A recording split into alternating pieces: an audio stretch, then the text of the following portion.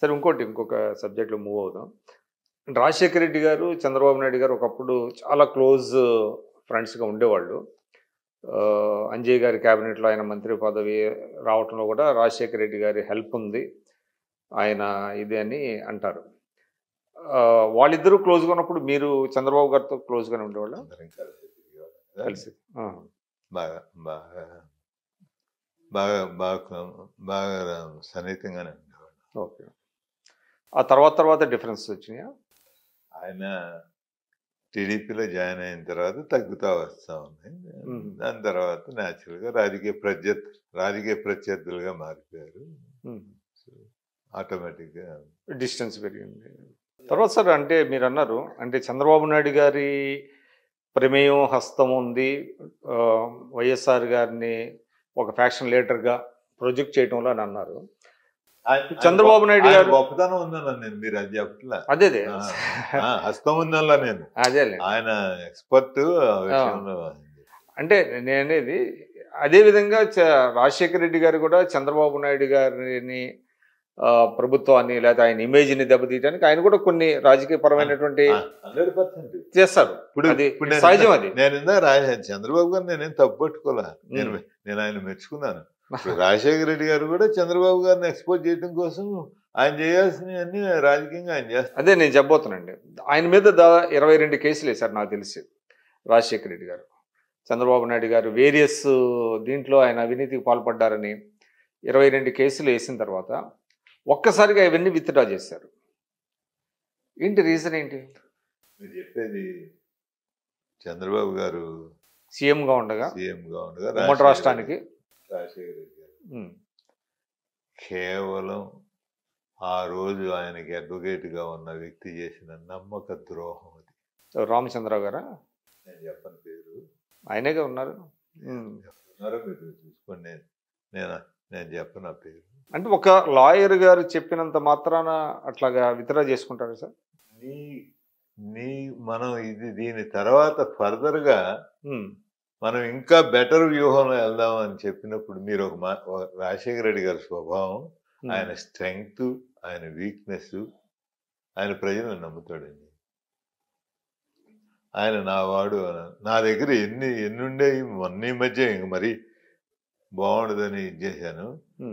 On record 1వ వారం నుంచి ఎన్ని బ్లాంక్ లెటర్ హెడ్స్ నా దగ్గర సంతకాలు చేసింది. ఈవెన్ అది chief minister letter heads.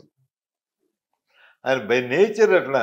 So ఆయన డిసీవ్ చేశారా? ఆయన స్ట్రెంగ్త్ ఆయన్ని తప్పుదోవ పట్టించారు. డిసీవ్ అనే మాట నేను అన్నా కానీ ఆయన తప్పుదోవ పట్టించి ఇంకొక వ్యూహంతో, బెటర్ వ్యూహంతో వెళ్దాం. దాని తర్వాత కానీ మాకు తెలియలేదు ఆయన రాజ్యసభ రానందుకు ఆ ద్వేషంగా కడుపులో పెట్టుకొని ఆ విధంగా చేశారు.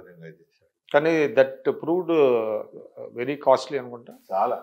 అసలు ఏమిటండి, ఒక లీడర్ ఆఫ్ అపోజిషన్ కింద ఉంటూ, ఒక పిసిసి ప్రెసిడెంట్ కింద ఉంటూ నేను ప్రభుత్వాధినేతతో కుమ్మొక్క అవ్వలేదు అని చెప్పుకోవాలంటే ఎంత సిగ్గుచేటు. ఆత్మహత్య చేసుకోవాల్సినంత బ్లండర్ అది. మామూలుగా కాదు. రాజశేఖర రెడ్డి గారి వ్యక్తిత్వం మీద ప్రజలకి, పార్టీ కార్యకర్తలకి అచంచలమైన విశ్వాసం ఉంది కాబట్టి మామూలుడు అయితే దాంతో అసలు వాడు రాజకీయ జీవితం ఫినిష్ అయిపోయాడు. ఈయన మీద ఉన్న నమ్మకంతో అట్లా ఇది చేశాడు. కానీ ఎందుకంటే మోటివ్ ఎవడు చెప్పలేకపోయాడు. ఇప్పుడు అవటానికి మీకు పదవన్నా కావాలి, నెక్స్ట్ ఆయన గవర్నమెంట్లో చేరి ఏమన్నా లేకపోతే ఉప ముఖ్యమంత్రి అవటం, లేకపోతే ఆయన సహాయంతో సెంట్రల్ అంటే అదంటారా? ఏదన్నా జరగాలి, మోటివ్ ఏదన్నా ఉండాలి కదా. లేదంటే ఇంత ధన సహాయమో ఇంత ఇదో జరగాలి, లేకపోతే ఈ కాంట్రాక్ట్ లో ఏదో జరగాలి, లేకపోతే ఇంకోటో ఏదన్నా సమ్ మోటివ్ ఉండాలి కదా. అవును, మోటివ్ ఎవడు ఎస్టాబ్లిష్ చేయలేకపోయాడు. అంటే అసలు అంటే ఆ వేసిన కేసుల్లో స్ట్రెంత్ లేదా? అది మనకి ఒక వ్యక్తి నమ్మామండి, ఆయన లీగల్గా reasonably is a good stand. అతను మనం వ్యూహం మార్చుకుందాం. ఆయన ఏమన్నాడు తర్వాత, చాలా ఇన్నోసెంట్గా ఫేస్ పెట్టి మీలాంటి మీడియా మిత్రులు అడిగితే ఏమో నాకేం తెలుసు అన్నాడు. చాలా మామూలుగా ఇంకోళ్ళు ఎవరన్నా రాజశేఖర రెడ్డి గారి పరిస్థితిలో ఉంటే అంటే ఆయన కూడా he did not find fault with that lawyer అనుకుంటా, ఎవరు రాజశేఖర రెడ్డి గారు. ఇలా కుంగిపోయాడు జరిగిన నమ్మక ద్రోహానికి. అప్పుడులో ఆయన ఏమో అనుకోలే. తర్వాత జరిగిన పరిణామాలు, ఆయన చెప్పిన సమాధానాలు విన్న తర్వాత ఈయన చాలా స్టన్ అయిపోయాడు.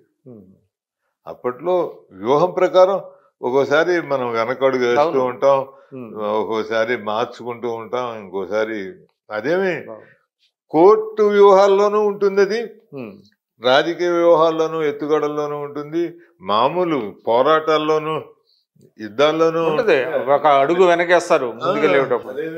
మనం ఓడిపోయినట్టు సాధారణం కాదు అది, అదేమి కాదు. కానీ ఏ మనిషి అయితే చెప్పాడో, సలహా ఇచ్చాడో, ఏమో నాకేం తెలుసు అని అనేటప్పటికి షాక్, చాలా షాక్ అయ్యాడు. నేను మళ్ళీ చెప్తా ఉన్నాను, ఆయనకున్న ప్రజల్లో ఉన్న అపారమైన నమ్మకం వలన పార్టీ శ్రేణుల యొక్క తిరుగులేని ఈయన నాయకత్వాన్ని అంగీకరించిన పరిస్థితిలో బయటపడ్డాడు. కానీ మామూలు ఎవడన్నా అయితే ఫినిష్ అయిపోయాడు పొలిటికల్లీ. అదే లాస్ట్ డే ఆ రోజుతోటి రాజకీయంగా. తర్వాత అంటే రాజశేఖర రెడ్డి గారు ఒక అంటే పేద ప్రజలు ఆయన బాగా లైక్ చేసేటువంటి పరిస్థితి ఉంది, ఎందుకంటే ఆయన పెట్టినటువంటి స్కీమ్స్ కానివ్వండి. బట్ ఇంకొక సెకండ్ సైడ్ చూస్తే ఆయన ఒక ఫ్యాక్షన్ లీడర్ అనే ముద్ర కూడా ఒకటి ఉన్నది. దాన్ని ఎలా చూడాలి మనం? అన్ఫార్చునేట్గా ఇందా మీకు ఒకసారి చెప్పాను, వార్తా పేపర్ తప్ప మాకు ఏది ఉండేది కాదు అని. కాంగ్రెస్ ఇంటర్నల్ దీంట్లో కూడా ఆయన వచ్చిన తర్వాత పులివెందుల్లో ఆన్ రికార్డు క్రైమ్ రేట్స్ కానీ ఫ్యాక్షన్స్ కానీ చాలా తగ్గిపోయినాయి. అంటే ఆయన రాజకీయాల్లోకి వచ్చాక ఏంటంటే ఆ విషయంలో చంద్రబాబు నాయుడు గారు చాలా మేధావి. ఆయన 100 సార్లు మనం చెప్పింది చెప్పేస్తే 50 మంది అన్న నమ్ముతారు, 50 కాదు 25 మంది అన్న నమ్ముతారు అనే సిద్ధాంతాన్ని ఆయన పూర్తిగా నమ్ముతాడు. సక్సెస్ఫుల్గా రాజశేఖర రెడ్డి గారిని ఫ్యాక్షనిస్ట్ అని చెప్పారు. కానీ రాజశేఖర రెడ్డి గారు ఫ్యాక్షనిస్ట్ అయితే రాజశేఖర రెడ్డి గారి ఫాదర్ని చంపిన వాళ్ళలో ఎవరికి ఏం జరగలేదు కదా. ఆయన నిజంగా ఫ్యాక్షనిస్ట్ అయితే మీకు ఇంతకంటే ఉదాహరణ ఏం కావాలి? రాజశేఖర రెడ్డి గారి ఫాదరు డే లైట్లో చంపబడ్డారు. ఎవరు చంపారో అందరికీ తెలుసు. ఆయన నిజంగా ఫ్యాక్షనిస్ట్ అయి ఉంటే అందులో ఒక్కడికన్నా అపకారం జరిగి ఉండాలిగా. ఎవడో ఒకడికన్నా ప్లాన్ చేసినాడుకో, వెనక నుంచి ఇది చేసినాడుకో, ఎవరికన్నా ఎవరికేం జరగలేదు. ఆయన ఇక్కడి నుంచి ఎన్ని జాగ్రత్తలు తీసుకున్నాడు పులివెందులు వెళ్ళే లోపల. అక్కడేమీ అల్లర్లు జరగకుండా, అక్కడేమీ ఇది జరగకుండా ఆయన పిసిసి ప్రెసిడెంట్గా ఉండేవాడు ఆ రోజున. తర్వాత సార్ అంటే రాజశేఖర రెడ్డి గారు బతికున్నంత వరకు మీ మాట కూడా ప్రివేల్ అవుతా వచ్చినట్టుంది ఇది అధిష్టానం మీద. వారు చనిపోయిన తర్వాత అదే జగన్ గారిని సీఎం చేయాలనే ఒక ప్రయత్నం జరిగింది, మీ పరంగా కానివ్వండి, ఆయన అభిమానుల పరంగా కానివ్వండి. బట్ వాళ్ళు అది వినలేదు. అది రోసీ గారిని సీఎంగా చేయాలనే దాంట్లో మీది కూడా ఉన్నదా మీ సూచన? నేను అప్పుడు కరెక్ట్గా అప్పుడులో టోటల్గా నేను బ్యాలెన్స్డ్గా ఉన్నానా అని కూడా నేను చెప్పలేను. మీరు నేను షాక్లో ఉన్నారు కదా. నేను షాక్లో. రోజీ గారిని చేస్తున్నా అనేది నాకు ముందు చెప్పారు. నాట్ దట్ నేను ఆ రోజు కీలకమైన, అంటే ఆపద్ధర్మ ముఖ్యమంత్రి అనుకున్నారా? ఆ రోజు నేను కీలకమైన వ్యక్తిని. అవును, రోషే గారు ఉన్న దీంట్లో సీనియర్. మీరే సెక్రటరియట్లో ఉండి అంతా మానిటరింగ్ అంతా చేస్తున్నారు కాదు, కోఆర్డినేషన్ చేస్తాం. మానిటరింగ్ అనే కంటే కోఆర్డినేషన్ అది చేస్తాం. సో నాకు తెలుసు చేయబోతున్నారు, చేస్తున్నారు అని చెప్పి. సరే దాని తర్వాత అప్పుడు ఆ రోజు ఏం అపధర్మ అనేది ఏం చెప్పలేదు. ఇప్పుడు ఇప్పుడు ఇమ్మీడియట్ గా మనకు కావాలి కదా, chief minister place cannot be kept vacant for a long time, లేకపోతే గవర్నర్ రూల్ పెట్టాలి. పెట్టాల్సిన అవసరం లేదు, పరిస్థితి లేదు, పెట్టబోతున్నామని చెప్పారు. మంచిది. అంటే అప్పుడు ఈ సంతకాల సేకరణ అనేది ఒకటి ఇప్పటికి అది ఉండదు కదండి. అంటే చేసామని కొంతమంది చెప్పారు అప్పుడు కూడా.